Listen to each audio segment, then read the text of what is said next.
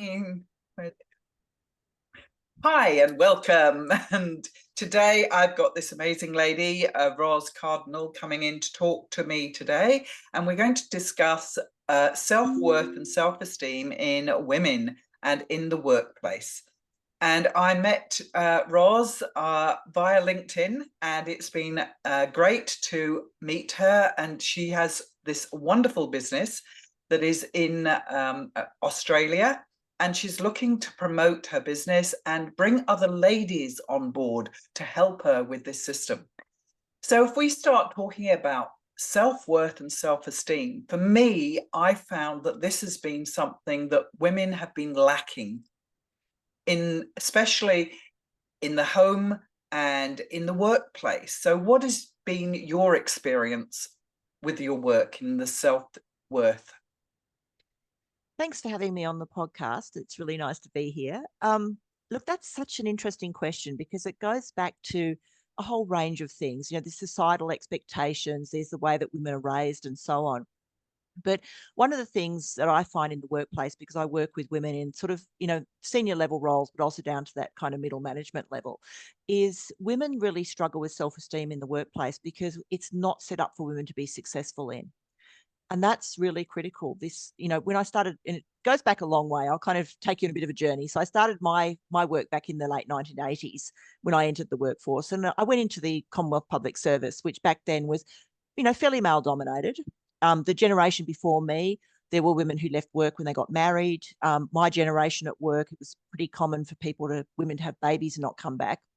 Yeah. And so it really was this space where women at work was in a lot of ways considered to be a fill-in piece until we went on to the proper job of having families. You worked while you could. Yes. And it was, women had a nice little job. Isn't it nice you got a nice little job?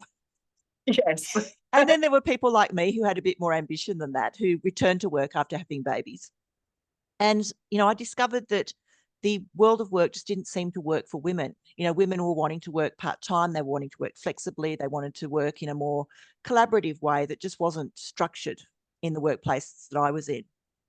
And so I started a project in 2016 around women at work, and I started, I put it out on LinkedIn. I direct messaged a few people that I knew, and they passed it on to other people, and it just grew. And I had 538 women from around the world who shared their stories about work and what it was like to be in business, to be in workplaces, to run their own businesses, to be inside corporates and so on. And I built this really rich picture with the data about what it was like to be a female at work. And it certainly wasn't a pretty sight. A lot of women were struggling with the glass ceiling. They were struggling with self-worth issues, with confidence, with this sort of sense that no matter what I do, I'm not good enough, perfectionism, imposter syndrome, all of those things. And I remember with imposter syndrome going to a conference, gosh, might have been the mid 1990s when it was first starting to be talked about as a Yeah. thing, and we had a psychologist come along and present this new thing called imposter syndrome. And when she'd explained it, she asked for a show of hands in the room as to who'd experienced it. And 3/4 of the room put their hands up. And when I looked around, most of them were women. There were a few men who had their hands up. And when I run imposter syndrome training, it's been quite interesting because I've been running it regularly for a few years now. And I've always had only women enroll until the last time I ran it. And I actually had some men enroll too, which I thought was fascinating. Yes, I was Whole new going to story. say. Yeah. Yeah. Yeah. And I had to change all the slides because all the slides were very feminine. And I kind of, my EA said to me, don't know if you realize we've got a couple of men in the program. And I was like, oh, made the slides a bit more gender neutral. But yeah, so it's this sort of issue of women in the workplace. But a lot of it is, like I said, these societal expectations and the fact that the world of work wasn't designed for women. When the Industrial Revolution Yeah. happened 250 years ago and men went to work, women just weren't there. We weren't. And so Well, the we way that didn't have the works, rights, did no, we? no, we weren't expected to work. We're expected to be at home with the children. And so the world of work with its structure and even the hierarchy with like one job at the top and fewer jobs as you go up the pyramid, there's fewer jobs till there's only one at the top. Even that doesn't really work for women. So when I No. talk to women who own their own businesses, it's like a Venn diagram. It's very collaborative. It's very connected. There's often no real leadership hierarchy. It's just this sort of sense of we just pitch in and we work together as a team. We work Yeah. together for the community and for our clients and for what we want to achieve, rather than this sort of strict hierarchical structure. And so women weren't there. And then we turned up in the workplace in World War II because the men went off to war. But then when they came back, we left again. So it's really only been, like I said, the generation before me where women started to appear in reasonable numbers. My mum worked when I was young, and I remember being the only kid in my primary school with a working mother. And she was a very bright, intelligent woman, and she got bored at home, you know.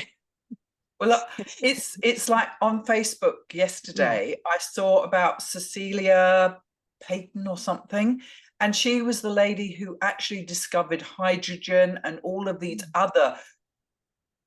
Nothing's been mentioned about her.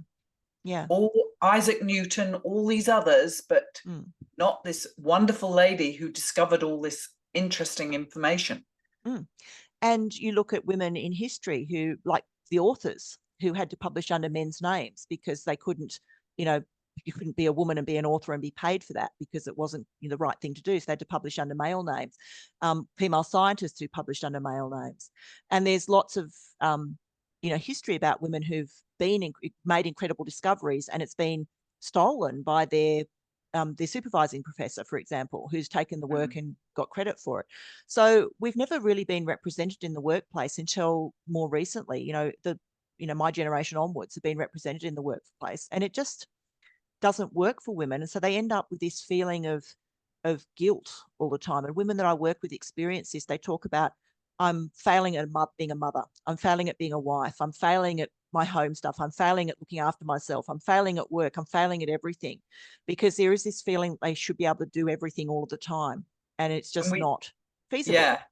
Yeah. And we discussed the other day the fact that the women who do succeed actually take on very much that masculine energy and let go their feminine energy and take on that role, which you've found has been difficult for some women, haven't you? Yeah. And look, I spoke to a woman in my research who had lived and had a huge career in, I think, Singapore or Hong Kong or somewhere. And she's moved back to Australia now, she's retired.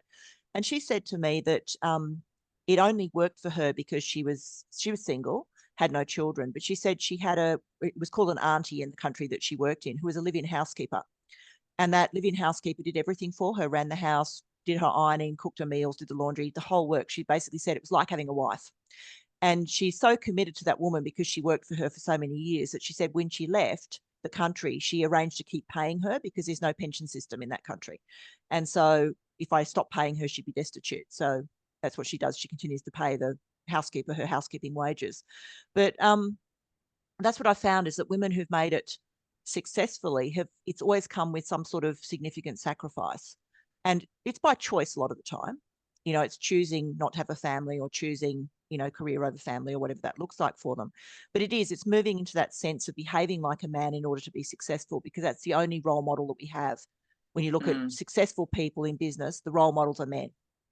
Yes. You know, look, we're starting to get them, which is wonderful. We're starting to see people like Arianna Huffington, who had a huge wake-up call at work. She was working incredible hours, you know, really in that, like, the masculine energy of, you know, hustle doing.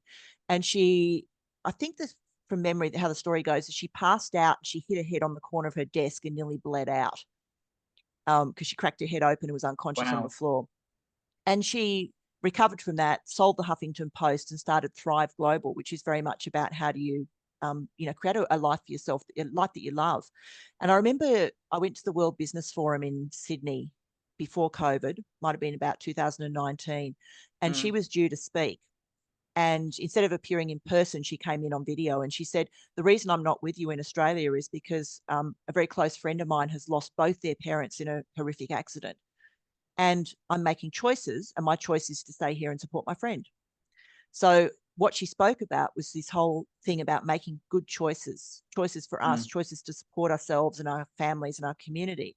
And it's not to say we can't have it all. We just can't have it all at once.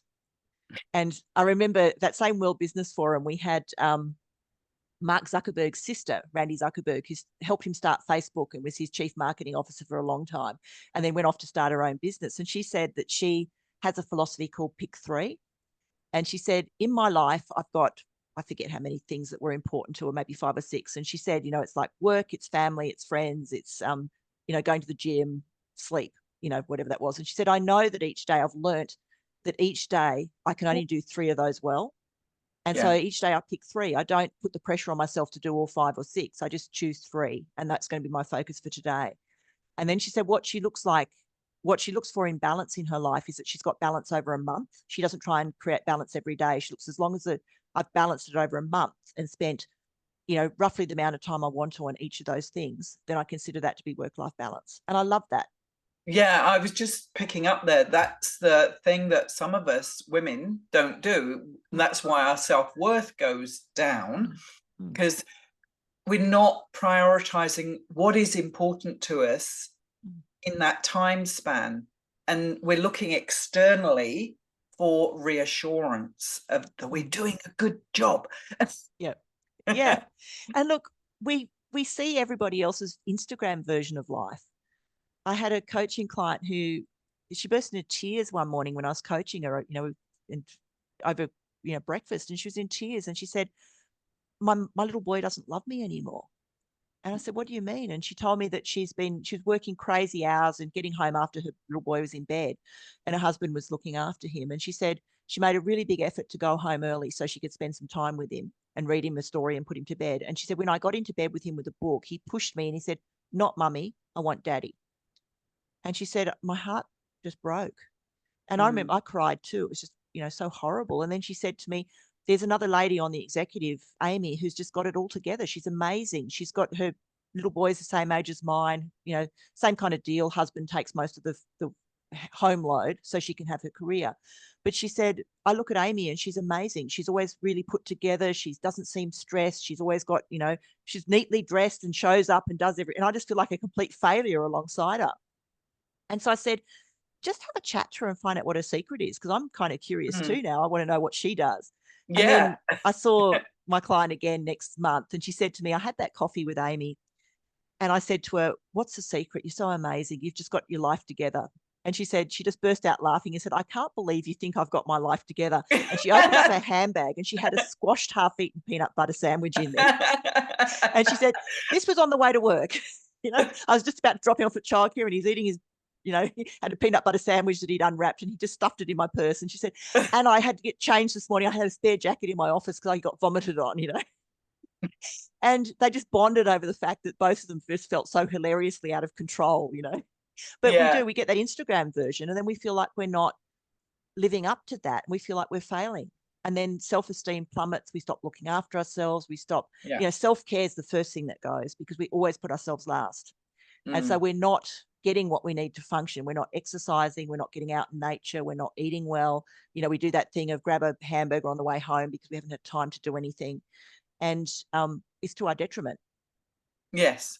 And also it's sort of like, I mean, in our age group, it's that sort of comparison sometimes of looking at these magazines and this is what we're meant to look like. No wrinkles, flat tummy, tone. Yeah. And you're sort of like, things go south. Yes, they do. When you get older. Everything does. And, you know, it's sort of looking at things saying, well, my wrinkles are actually my wisdom and how I've grown throughout my life, and to embrace it. But we're not encouraged to embrace it. No.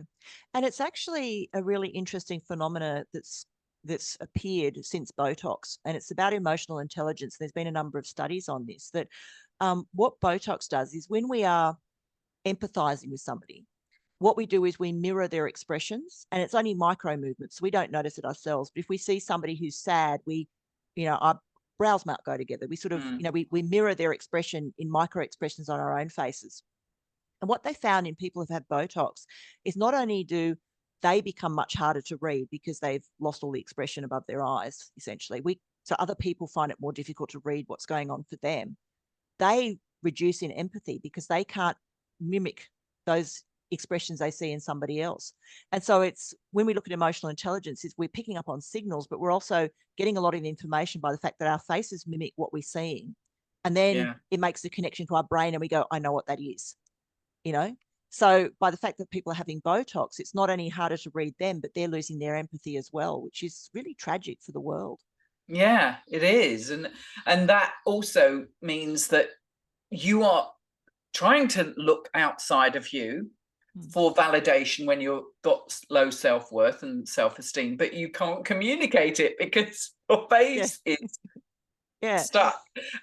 And look, I can't remember. Oh, I go to a skin specialist regularly because I've had skin cancer, and she did mention to me very kindly, you know, maybe it's time for me to start considering Botox. And I said, look, I can't because I'm a coach, and I need to be able to empathize with my clients. And if I get Botox, I know from, you know, what research is telling us that will reduce my ability to be empathetic, and I can't do that in my career. And she was like, oh, okay, you know, hadn't really thought about that. I'm going to have to go and look it up. And that's also relative to what you're saying in the workplace. Is if we have this plastic image and we're communicating with our work colleagues, then maybe they're not picking up those nuances that we need them to pick up. Absolutely. And it's that, you know, when you're not empathizing with people, you can't support them properly. We can't connect with somebody. Like if you've got somebody who is incredibly stressed on the outside, but is keeping a real poker face and you don't know they're stressed, you can't support them. And that's something that humans, women in particular, and look, this isn't just discounting men because men can also do this well, but it's that sense of we empathize, we connect, we support, we have compassion. So I see that you're in distress and I want to reach out and help you. But if I don't know you're in distress because you're keeping the Instagram version of yourself going all the time, then I can't support you. And then you do end up very isolated and you feel like you're alone. And that's when the guilt comes in. I'm failing at everything because I feel this, you know, this incredible need to project being in control and, you know, I've got my life sorted when I really haven't. And it's because we're all doing it. Have you found that with your coaching practice, there's quite a few women in that middle management who are trying to do this, keep their act together so that they keep their job and they can be promoted, and actually inside everything's falling to pieces and they're trying to put on this facade that is actually causing them harm to their body? Yes, absolutely. And that's what happens, is that it, you know, manifests in burnout. Look, what, you know, happens, and I've developed a model around this, around women in leadership and how women lead most effectively. And it's an archetypal model. So there's 4 empowered archetypes and there's 4 shadow archetypes. And in the 4 shadow archetypes is what we see when, you know, we get into that state where things are not going well for us, when we're feeling stressed, threatened, etc. And you get burnout. So we have, you know, the perfectionistic side of people where they end up working too hard to try and prove themselves, and they take on too much and they say yes to everything because they want to show people how competent they are, and they burn themselves out. You know, you end up with that, they just end up with a burnout collapse. You get the archetype that needs to be in control all the time. This need, when I'm in control, when I've got the knowledge, when I'm the only person who can do something, I feel like I'm valuable. And then again, they burn out because they can't take any time off work, because if they do, something important doesn't happen. And then you've got the people pleasing side of it, the martyr archetype, where they burn out because they're doing everything for everybody else and they stop doing anything for themselves, you know. And they're collapsing into bed at 11 o'clock at night, exhausted, and having to get up at like 4 in the morning to start, you know, whatever it is they do. And they're burning out, you know. So we are getting this epidemic of mental health, of stress, of burnout. It's, you know, and workplaces are not helping this. We're seeing this constant drive for efficiency, do more with less. And do more with less always means do more work with less people. Yes. You know, it's never really about efficiency. I've noticed that. In different workplaces, and the staffing levels have been reduced, but the output, they still want the same output, but with less staff. So that put so much pressure on people, and women, I think, are more susceptible to keep saying, yes, I'll do it, because they want to feel like they're showing that they deserve that job, and they put up with more instead of actually saying, no, I'm going home because my work's finished and I have a family to run and I wish to spend time with my husband. And I mean, if you do the flip side, I know there's a lot of men, if we've got any men listening, who they have sacrificed their relationships. They have sacrificed their connection with their children. And we as women, need to demonstrate that there's a better way. Like you say, that collaborative way Mm, mm. is far better. Yes, because you do get, like I get women come to me for coaching, and it's they're looking, they've got to the glass ceiling and they're looking through it, and they actually don't like what's on the other side of it. So they're looking through it and they're going, I actually don't want that world. I don't want the pressure and the intensity and the long hours and the toxic workplaces and that kind of thing. I want to do something else. And I'm still ambitious, and I have, I have aspirations for myself in my life. I just look through the glass ceiling and I don't want that. Mm. And they're making different choices. They're heading off and starting their own businesses. I was talking to some beautiful women who were at that same thing, looking through the glass ceiling and going, I don't want to do that. And they're talking about going off and starting their own business together, which is wonderful. They're going off Yeah. and heading up not-for-profits and starting charities and all this wonderful work out in the world, because they've looked at that and gone, I don't want that. There is a different and better way of doing it. I'm going to go do that instead. Yeah. And so what advice would you give to a woman who is sort of like lacking that self-worth and struggling with who she wants to be? It's Look, it's complex. You've got to understand all the factors that are going on for this Mm. person. It's going to be a combination of nature and nurture. There's going to be some things in there that are part of her genetic makeup and some things in there that are part of the environment. And we often find that women who are, if we just look at the side of people who overwork, perfectionism, imposter syndrome, and so on, that's that can be an element of it that is the way our brains are wired. We often Mm. find that women who have been naturally gifted as children can end up that way, because they've got this sense that everything was really easy going through school, and all of a sudden I've plonked into this world where everything's quite hard, and they have Yeah. this massive confidence crisis. My daughter went through that. She was a gifted child when she was in high school. She was already doing university level maths and things like that. And then she went into engineering, and she kind of came home after her first week as in university and said, I've been so used to being the smartest kid in the school, and now she said I'm kind of middle of the pack.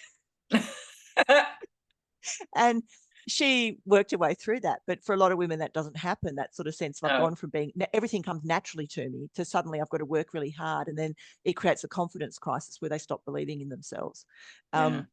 compounded by environmental issues as well. If you work in workplaces that don't support you and value you, if you work for, for a lot of women in male dominated industries, they're still experiencing, sexist behavior, those Yeah. subtle little put downs, the little comments, and look, it can be very unsubtle as well. I had a client who had been worked part-time when her children were little, and after 2 years she was ready to go back to full-time, and they wouldn't let her go back to full-time because they kept Mm. saying to her things like, we're really concerned that you're not going to be able to balance family with the responsibilities of your job.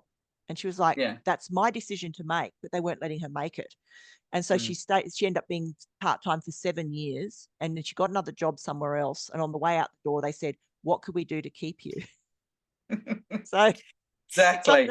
sometimes it's subtle, sometimes it's like that, which is like a whack on the head. But Yeah. really, And it's for women. Go I on. sorry, I do remember going when I was younger, going for some interviews, and they were sort of like, "Oh well, you're of that age that you might want to have children, and therefore um, we don't think this will work because Yeah. you'll be leaving as soon as you start." And it's sort of like, hey, And why would we invest money in you if you're then going to turn around and leave? yeah, Yeah. And so, for women, it's it's quite, like I said, it's complex. We've got to unpack all of that, on the sort of people pleasing side, unpacking that comes from childhood. There's a lot of lessons we learn in childhood about how we interact with the world, and we have adaptive behaviors around the little traumas that happen to us. And look, mm, for some people it's big trauma, other people it's smaller traumas, but they add up as children to this sort of space where we've then got to learn how to feel safe again, because that's yes, what it's about. We don't feel safe, and so yeah, we've adapted our behavior to not feeling safe. When I don't feel safe, I work extra hard to prove myself. When I don't feel safe, I work really hard to make people like me. yeah, And so a lot of that is getting back to, how do I feel safe again? Like, what do I remember in my childhood that made me feel really safe? Was it a mm, person? Was it a place? Can use, there's all kinds of techniques for it. And we probably don't have time to go into this on this mm, podcast, but it's about how do we actually activate that our ventral vagus system so we can feel yeah, secure, connected, engaged, yeah, connecting with people. which is why I love that female workplace idea where everything's collaborative and connected, because that's what we need to feel safe. It is. I totally agree with you. And actually, women behaving like the nurturer that we are in the workplace, because I have seen that some women can take on so much that masculine energy and they lose that nurturer, and they actually become worse bosses to their female colleagues than the male bosses. The male bosses, I've heard of women, clients of mine, who've said, wow, I'd rather work for a man because he's more empathetic to me than the female boss. And I think that is so sad that women have taken on that role. Yes. And look, it is tragic, because women say that my worst enemies in the workplace are other women. And, you know, I read an article years ago, which, annoyed and upset me, where it's a woman who'd written about, I fought my way up the ladder. I kicked and screamed and smashed through the glass ceiling, and I'm damned if I'm going to pave the way for women coming behind me. They need to do the hard yards that I had to do. And that's like, oh my God. Yeah. You know, and it is that sort of sense of, because there's an exclusivity of being the only woman at the executive table. It feels special. It feels important. It gives women status. And so you do get those women who'll get to that, they'll kick through the glass ceiling and they call a concrete truck and they concrete it over, because why would I want other women here when I can feel important and special? And you're right, they lean into that masculine energy and they do become, bossy. Well, we label them bossy, bitchy, too loud, too opinionated, too this, too that. I heard somebody say once she carries her balls in her handbag. And, there was probably an element of truth in that to a degree. Horrible thing to say, but sad. Yeah. And it's that have to be really aggressive in order to be successful. But the reason is because, certainly when I look at my career, most of my bosses were men. So you look at, what does leadership look like? As a young woman growing up in the workplace, you look at, what does leadership look like? And you're looking up there and all you see is men. So you go, well, that must be how it works, because they're successful. They got to be leaders because of what they do. And then we start to lean into that. We become very task focused, very career oriented, very pushy. And it's not to say that women can't achieve enormous success in the workplace. They can become CEOs, they can become board members, they can be influential, they can be on the world stage. But the ones who do it really well still maintain that feminine energy. Yes. So we look at them and we go, she's amazing. She's got presence, she commands the room. She has this sort of sense when she walks in, people stop and listen. And she doesn't do it through being pushy and bitchy and loud and opinionated and all those things. She does it through being really authentic and genuine in that very feminine leadership way.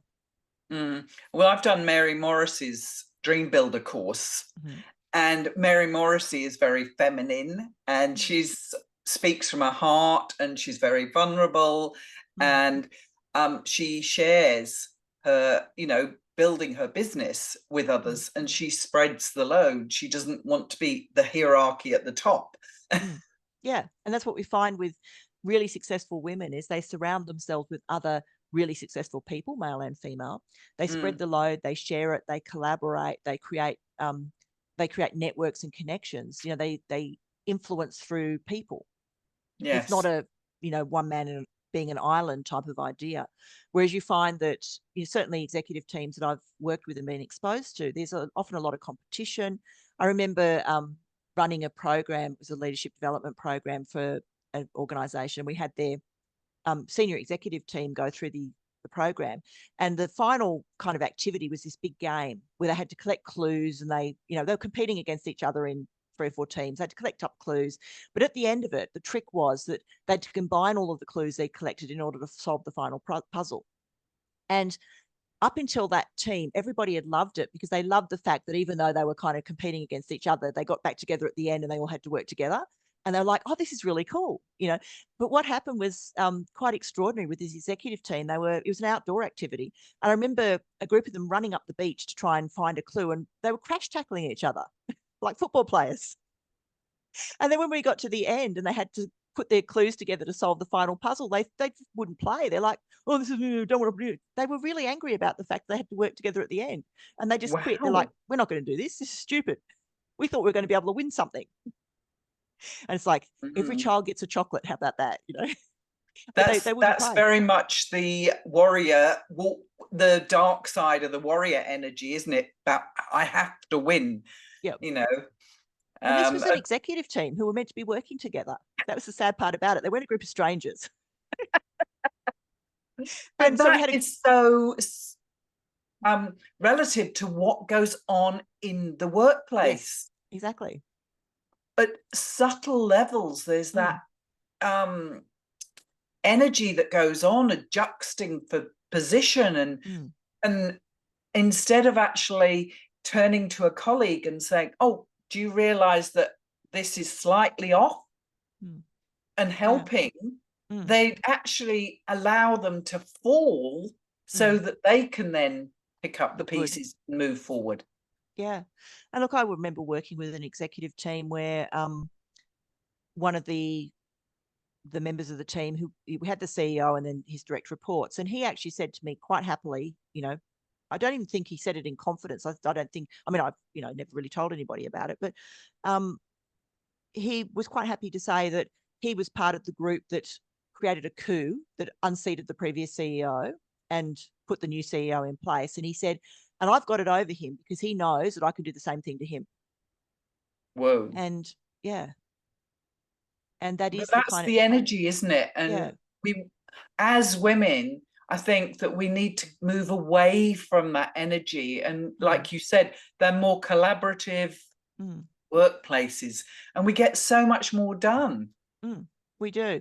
And look, there was a lovely woman who I spoke to in my initial research back in 2016, and she had the most incredible story. So she had started growing cockroaches in her basement. Now, in the US, a lot of people own lizards as pets. I don't know why. They just, you know, each to their own. It's like cat, dog, lizard. And they eat live cockroaches. So there's a big demand for people to grow up cockroaches and provide them to people and zoos and wildlife parks and things who feed their animals using cockroaches. And she started growing cockroaches in her basement, and she grew this incredible, it just exploded. And so instead of doing what a lot of people would do, which is, okay, I'm going to buy a big shed and I'm going to start a factory and I'm going to employ people, I'm going to create this big, you know, empire. She reached out to other women she knew who were lower socioeconomic, you know, maybe on welfare, young children, single mums, and taught them how to grow cockroaches and sent them a kit of their first cockroaches to start growing.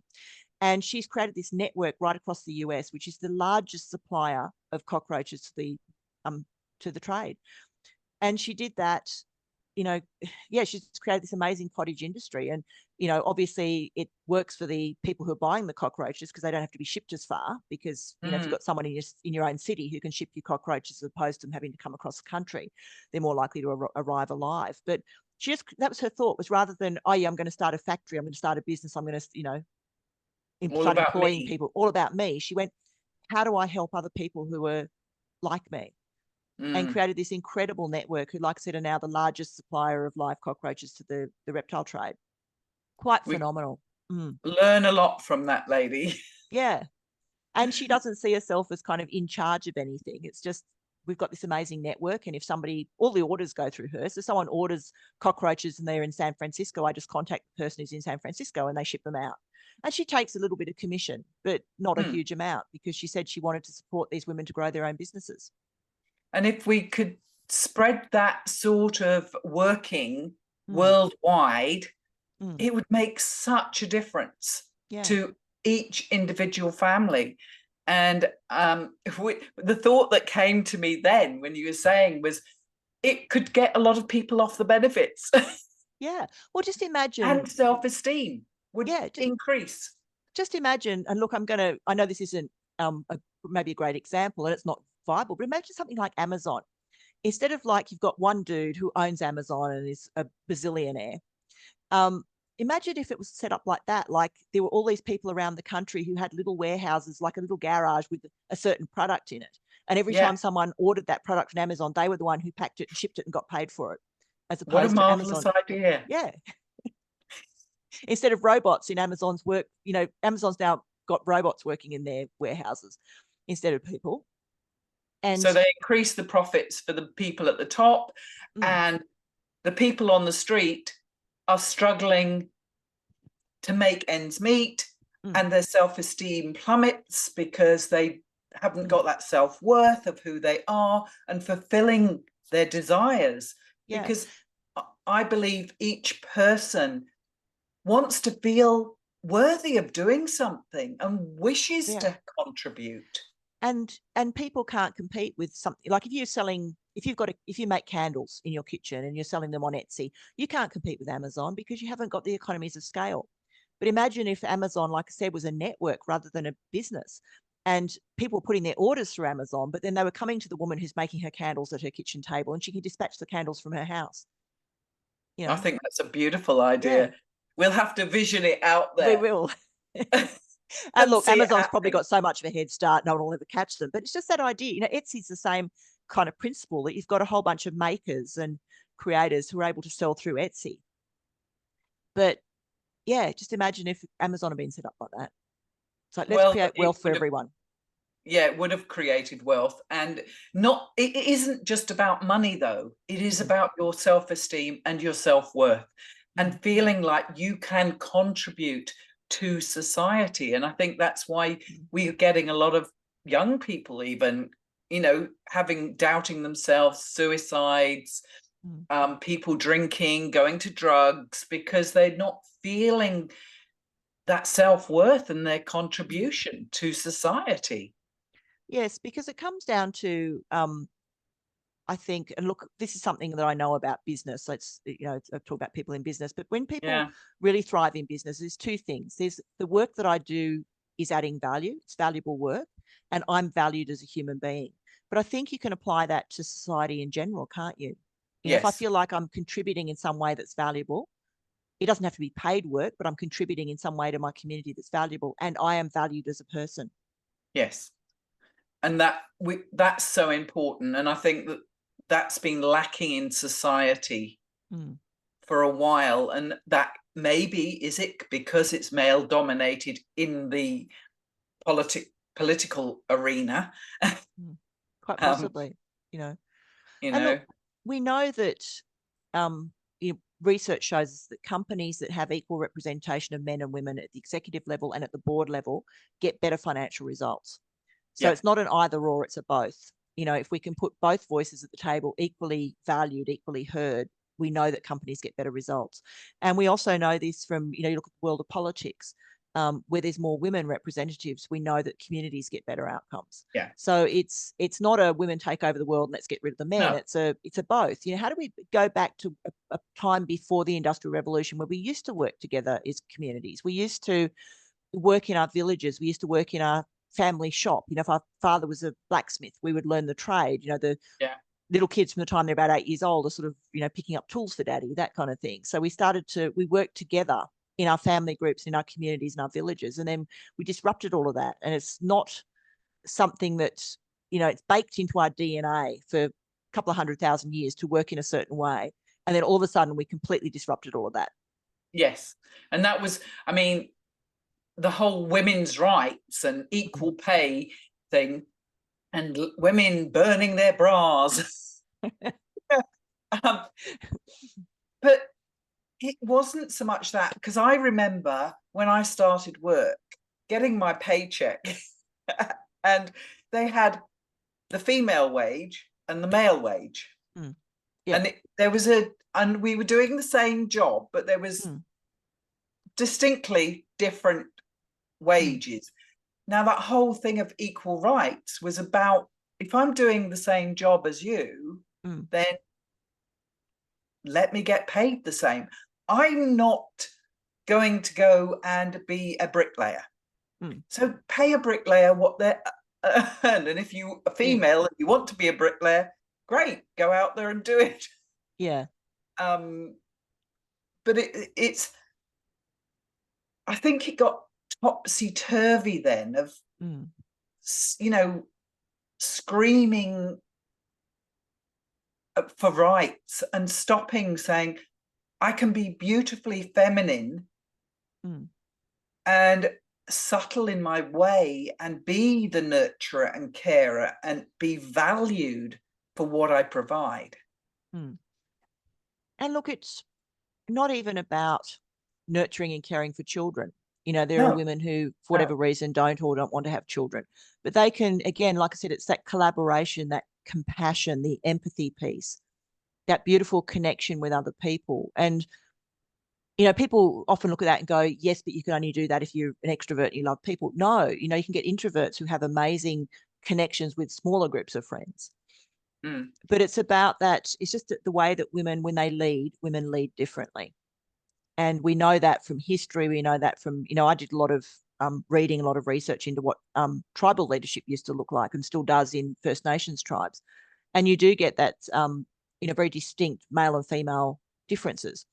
I was actually given a book by a wonderful Tasmanian Aboriginal woman here. It's called Men's Business, Women's Business, and talked about the differences between, you know, it was celebrated and Mm. it acknowledged and celebrated that men and women have different roles in society and they do different things.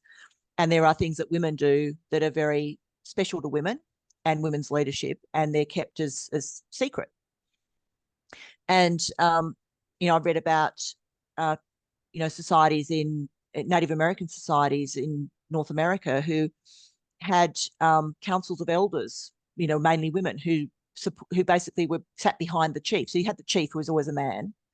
Well, not always. There was some societies they found that had women, but mainly male chiefs. And people look at it and go, that's patriarchal. But they had this council of women who supported that chief and helped him make decisions, like having a board of directors.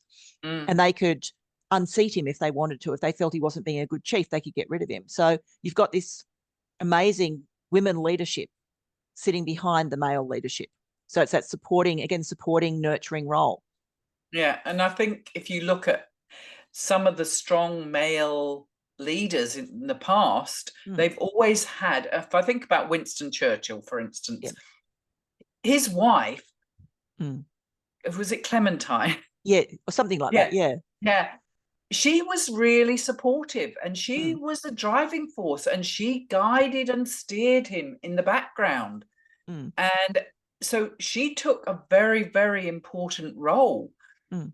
And that, okay, my mind's drifting off somewhere here, but I was thinking about a movie I watched. And it's going back to the 1950s. But there was this family where the daughter wanted to do something. And the dad was the patriarch, the father, Mm. and the mother said, just leave it, darling. Let Mm. me work my magic. Yeah. And she was able to persuade him to Mm. change his mind by her subtle feminine energy, not the, we will do it this way. Yeah. You know, and I think we've lost some of that skill Mm. Yeah, as I women. agree.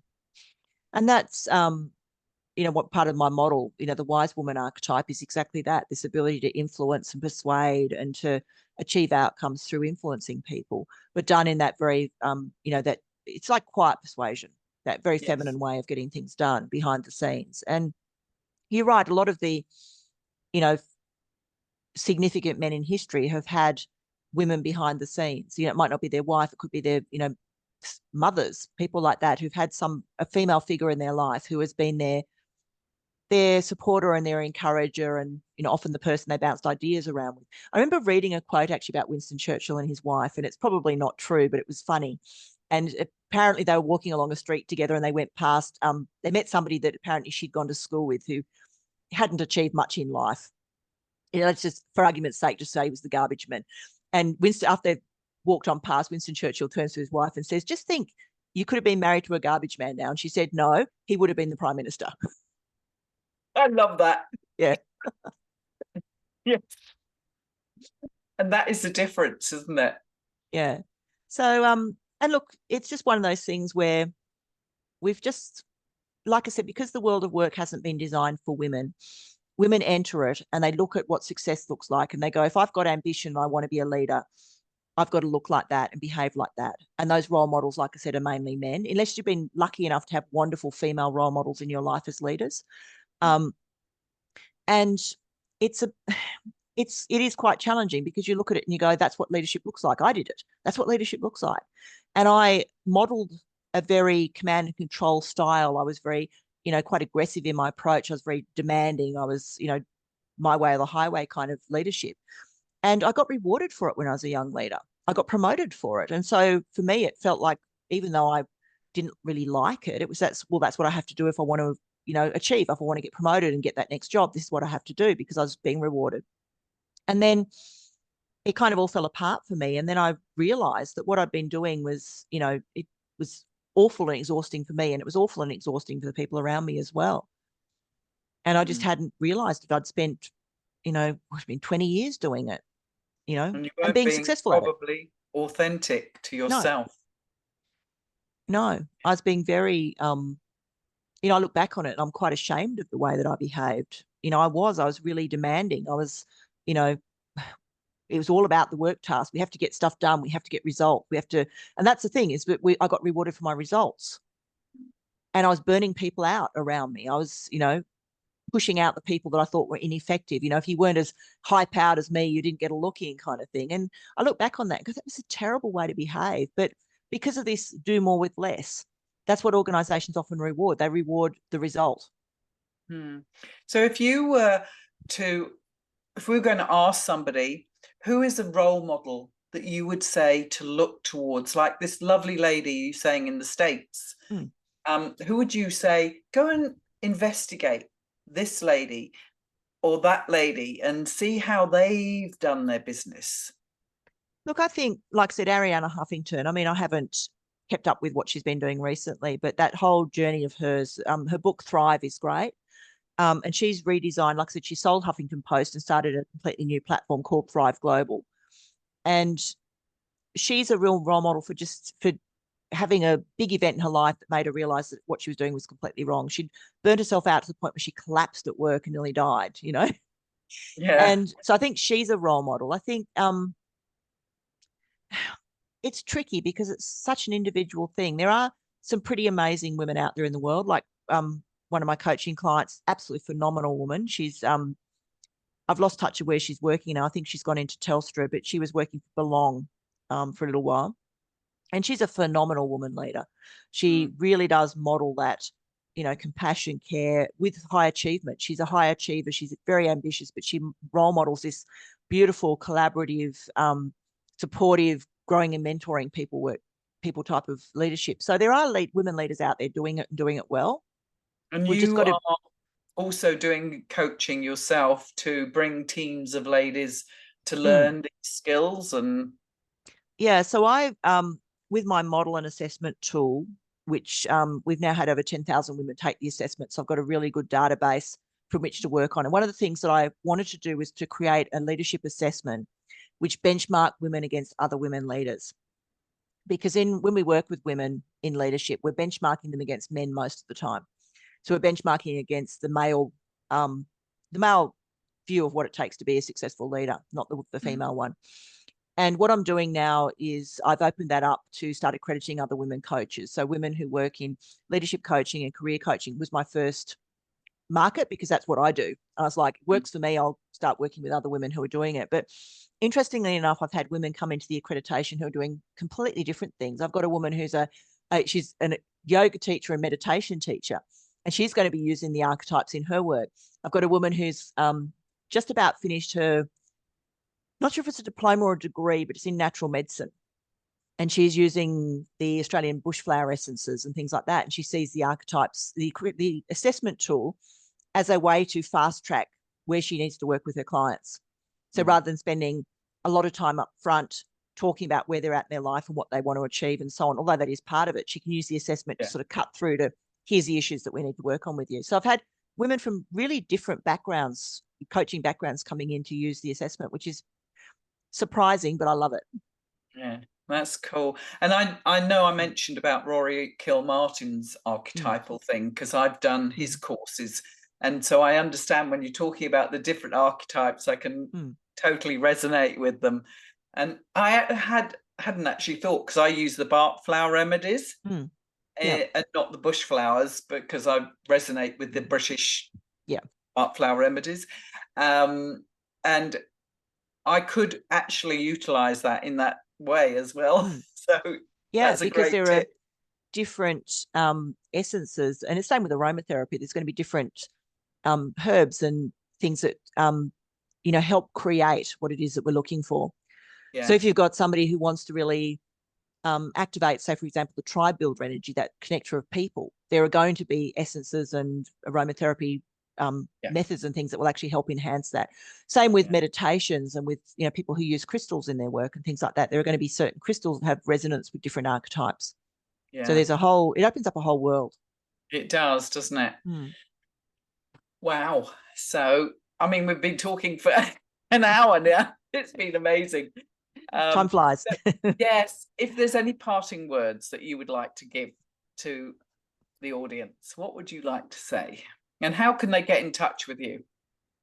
um, Well, firstly, to get in touch with me, I've got two websites. I have my organizational development consulting website, which is shapingchange.com.au.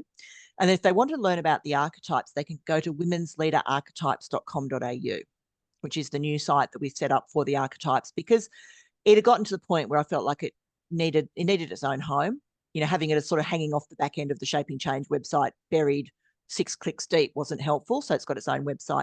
But as far as parting words are concerned, one of the key things about the sovereign archetype in my model, which is it's almost like it's Maslow's self-actualizing. It's that pinnacle of life. It's look for the joy in life. We spend so much time focusing on things that go wrong, and our brain's actually wired to focus on the negative. So we tend to remember the negative events. We see them as bigger than they actually are. And there's a wonderful concept called looking for the glimmers. And the glimmers are the opposite, which is the little moments of joy and of hope and of fun and of excitement in our lives. And look for those. I was just reflecting on that. We had our twin grandsons on Sunday, and they're 18 months old.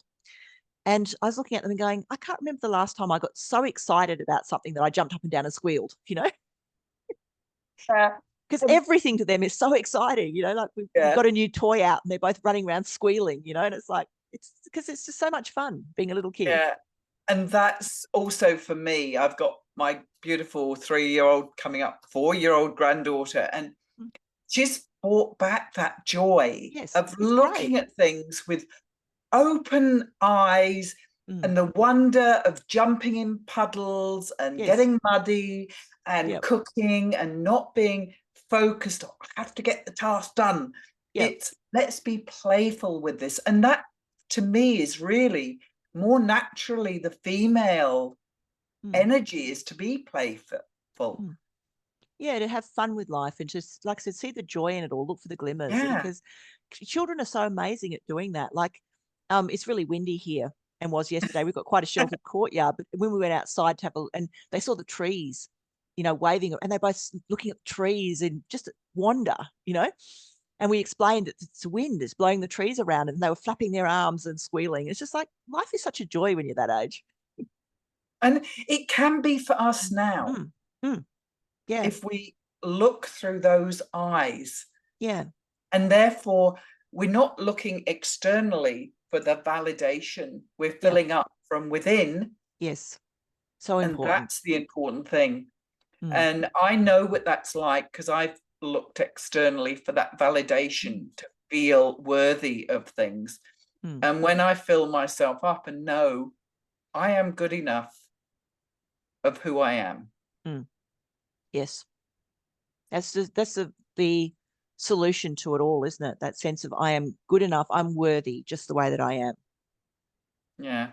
with everything, even Yeah. the wrinkles and the saggy bits. Yeah. You learn to love them. It's like, that's my wisdom marks. Yes. Yeah, it is. They are my wisdom marks. Yeah. Ros, thank you, thank you, thank you. This has been such a delight to connect. Absolute pleasure. Thanks for having me.